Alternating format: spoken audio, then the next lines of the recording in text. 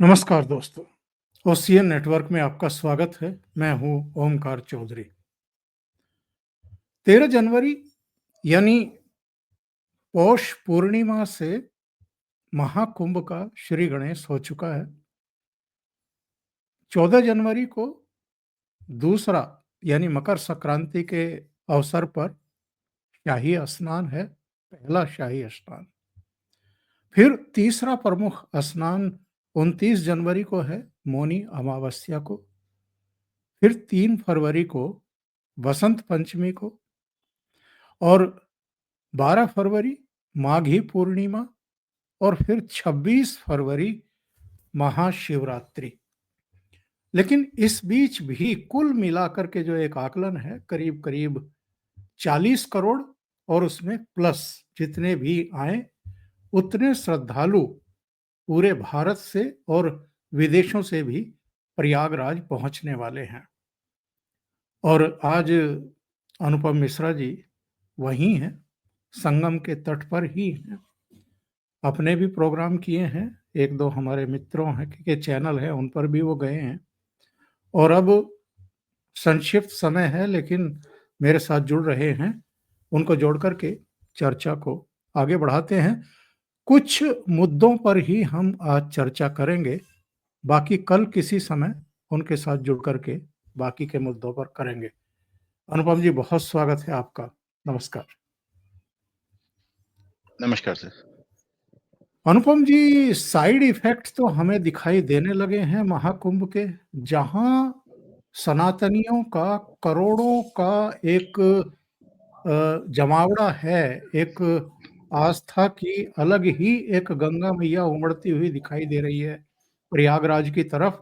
और इस समय पूरी रेती में भी जिस तरह की व्यवस्थाएं योगी जी ने की हैं, उनकी सरकार ने की हैं, उन पर हम कल चर्चा कर लेंगे, आने वाले कल चर्चा कर लेंगे। लेकिन जो साइड इफेक्ट की मैं बात कर रहा हूं, जो विरोधी दल हैं वो तो यहाँ भी सियासत करने से बाज नहीं आ रहे हैं। और मुझे तो कई बार लगता है कि चूंकि दिल्ली में विधानसभा चुनाव है, 5 फरवरी को मतदान होना है, उससे पहले जिस तरीके से ये हिंदुत्व का चोला पहन करके अरविंद केजरीवाल अपने को सनातनी घोषित करने पर आमादा हैं, उनके दिलो दिमाग पर भी इस बात का असर है कि प्रयागराज में इस समय महाकुंभ है, हिंदुओं का, सनातनियों का एक भारी जमावड़ा है। इसके इम्पैक्ट तो कहीं ना कहीं आते ही हैं। देखें विपक्ष का परेशान होना स्वाभाविक है, आप इस तरह समझें। इसके पहले मैंने अभी आज रात में आपके चैनल पे आने से पहले आप तो ये रिकॉर्ड कर रहे हैं कब रिले करेंगे मुझे मालूम नहीं, लेकिन आपके चैनल पे आने के पहले मैंने घूमता आईना जो अपना चैनल है उसमें मैंने एक लाइव शो किया है। और उसके पहले मैं जयपुर डायलॉग पे भी किया था, तो मैंने वो एकदम गंगा यमुना किनारे खड़े होके उधर संगम इधर क म एकदम पानी के किनारे खड़े होके मैं कर रहा था, बर्फीली हवाएँ। और मैंने उसमें तमाम अपने चैनल में तमाम वीडियोज़ भी दिखाया कि कितना स्वच्छ पानी। और मैं तो बचपन से यहाँ आ रहा हूँ, मैं हमेशा कहता हूँ कि मैं पहली बार अपनी परदादी द ग्रेट ग्रैंडमदर के साथ यहाँ पे आया था। और मैं दशकों बाद इतना साफ पानी और इतना ज़्यादा पानी देखा। और मैं इसीलिए कहता हूँ कि किसी को मेरी बात पे भरोसा करने की ज़रूरत नहीं। अगर 45-50 करोड़ लोग नहाएँगे, तो ज़ाहिर-सी बात है हर आदमी किसी न किसी एक ऐसे व्यक्ति को जानता होगा, जो यहाँ आएगा या आया होगा। तो आप उनसे पूछिएगा, इतना साफ पानी और इसको योगी ने आचमन करके सिद्ध भी कर दिया था। तो और इतनी अच्छी व्यवस्था और कि साहब इतने बड़े स्तर पे, तो अब इसको लेकर विपक्ष चूँकि परेशान है, तो अखिलेश यादव ख़ास तौर पे परेशान है। अब अखिलेश यादव तो दिल्ली चुनाव का हिस्सा नहीं है ना, लेकिन उनका 27 का सत्ताधीश बनने की जो उनकी तमन्ना है, वो फिर से गड़बड़ाती नज़र आ रही है। 2 चुनाव लगातार लोकसभा और 2 हार विधानसभा हारे। अभी इस बार 37 सीट तो ज़रूर पाए, उसके बाद आपने देखा 9 में से 7 सीट हार गए। और मैं मिल्कीपुर में भी पहले से आपके चैनल पे दावा कर चुका हूँ कि मिल्कीपुर अखिलेश यादव हार रहे हैं। तो अब मेरा कहना है कि वो परेशान इतने ज़्यादा हैं कि पहले तो अच्छा ये नहीं समझ पा रहे हैं वो कि वो योगी की जगह वो हिंदुत्व पे और हिंदू धर्म पे, हिंदू धर्म की आस्था पे, हिंदू धर्म के उत्सव पे, हिंदू धर्म के पूरे इकोसिस्टम पर वो हमलावर हो गए हैं। इतना ज़्यादा भयभीत हो गए हैं, वो 2 चीज़ से भयभीत है, एक महाकुंभ से भयभीत है और एक संभल से भयभीत है। संभल के बारे में पहले भी बात हो चुकी, 2027 के चुनाव संभल के इर्द-गिर्द होता नज़र आ रहा है। 68 तीर्थ निकले हैं, साहब इनको पूरा डेवलप करने जा रही है योगी सरकार। तो 68 तीर्थ को डेवलप करने में तो ही आपको 10 साल लग जाएँगे। और उसके बाद वो एक कितना बड़ा एक वो बनेगा हिंदू तीर्थ यात्रियों के लिए कितना बड़ा स्थल बनेगा, जैसे 4 धाम हैं, जैसे मथुरा, काशी और अयोध्या हैं। तो ये जैसे हमारे सारे साउथ के मंदिर हैं, उस तरह बहुत बड़ा एक वो एक तीर्थ स्थल बनने जा रहा है। वो तमाम लोग वो संभल में एक मस्जिद का सर्वे रोकने के चक्कर में उन्होंने पूरी दुनिया को बता दिया कि भगवान कल की कौन है और आने वाले हैं। तो वो हिंदुओं में भी जो लोग नहीं जानते थे, वो भी जान गए। तो अखिलेश यादव पहले लगातार इस तरह करके प्रहार करते रहे कि देखिए कुंभ में तैयारी नहीं है अभी तक, लेकिन लोगों ने बताया आप तो 15 दिन पुराने वीडियो डाल रहे हैं, वो तो हो गई तैयारी। फिर उन्होंने कह दिया कि पानी गड़बड़ है, पानी गंदा है, कहलवा दिया जो पानी पिएगा वो मर जाएगा। उनके सांसद विधायक ये कहने लगे कि जो कुंभ का पानी पिएगा वो कुंभ में नहाएगा वो मर जाएगा। तो योगी ने उस पानी को पीकर दिखा दिया। वो कहते भी कि साहब मैंने तो पीकर दिखा दिया। और अगर योगी ने जैसे गंगा जल पी के दिखाया, वैसे जिस दिन ये केजरीवाल यमुना का एक घूँट पी के दिखा देंगे, मैं जीवन पर्यंत उनको वोट देने को तैयार हूँ। तो ग उन्होंने तो पीकर दिखा दिया, उसके बाद उनके मंत्री विधायक भी पानी पीकर आचमन करके दिखाने लगे।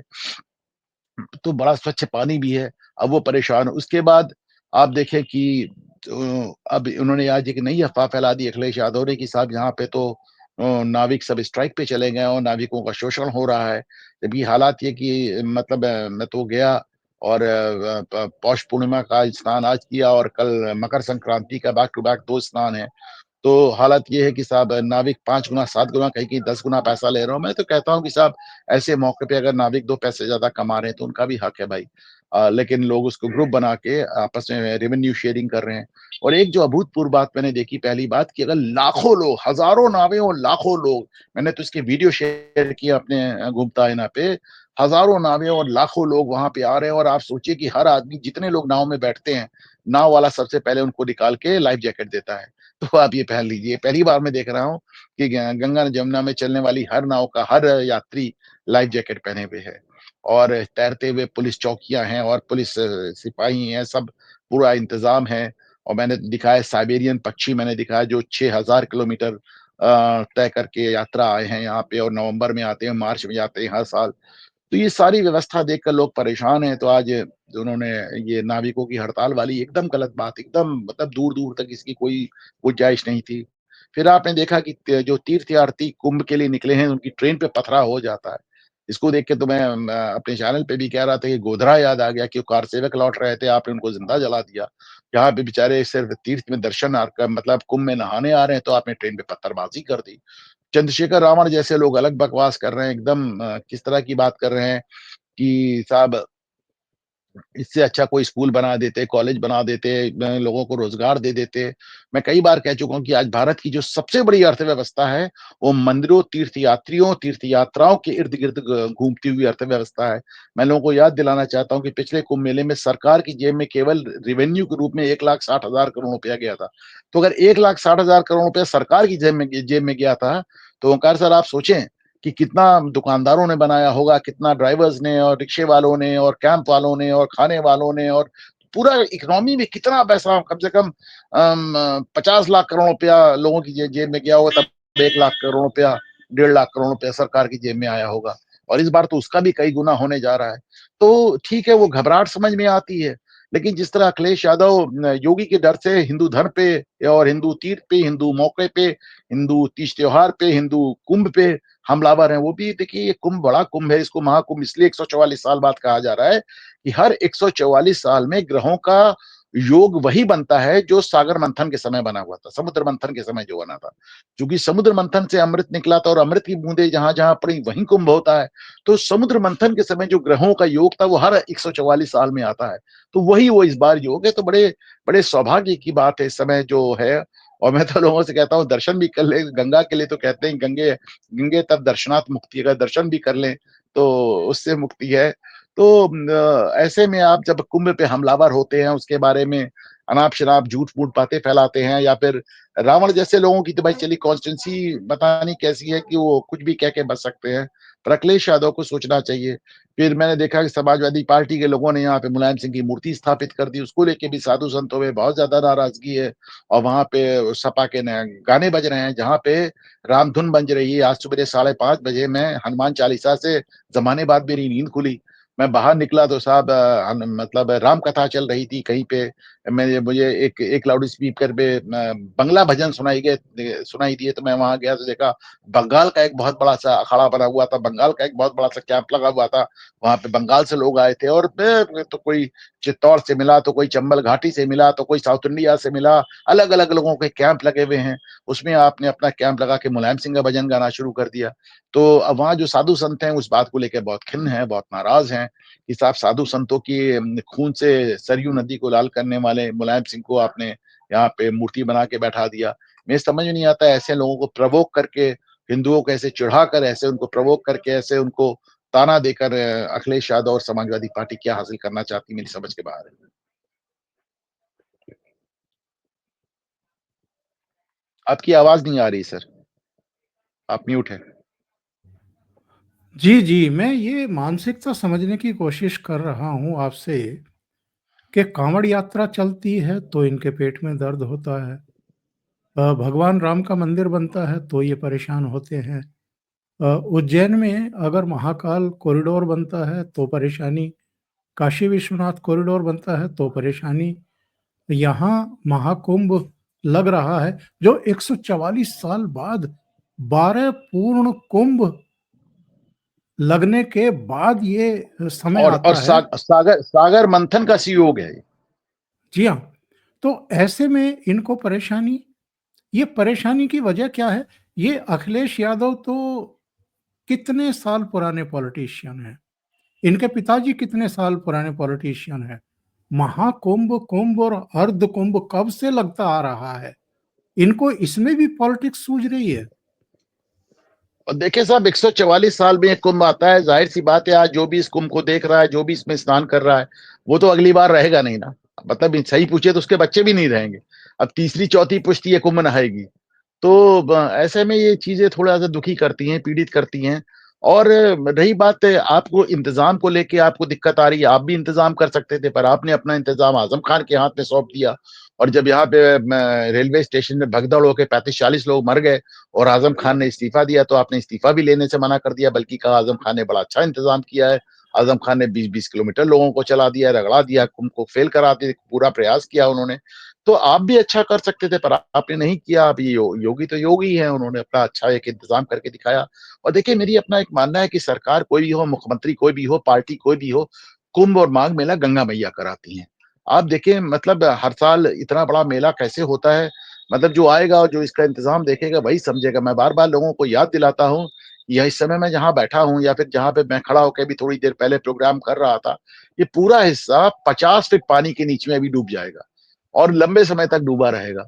तो सोचिए कि हर साल पूरा एक शहर बसता है, उसके बाद वो 50 फीट पानी में डूब जाता है, फिर 2 महीने बाद पानी उतरता है, फिर वो उसमें वहाँ एक दलदल बना रहता है, फिर वो सूखता है और फिर वहाँ दुनिया का सबसे बड़ा मेला लग जाता है हर साल। हर साल मतलब चूँकि कुंभ तो 12 साल में आता है, अर्धकुंभ 6 साल में आता है, लेकिन ये माघ मेला तो हर साल लगता है साहब।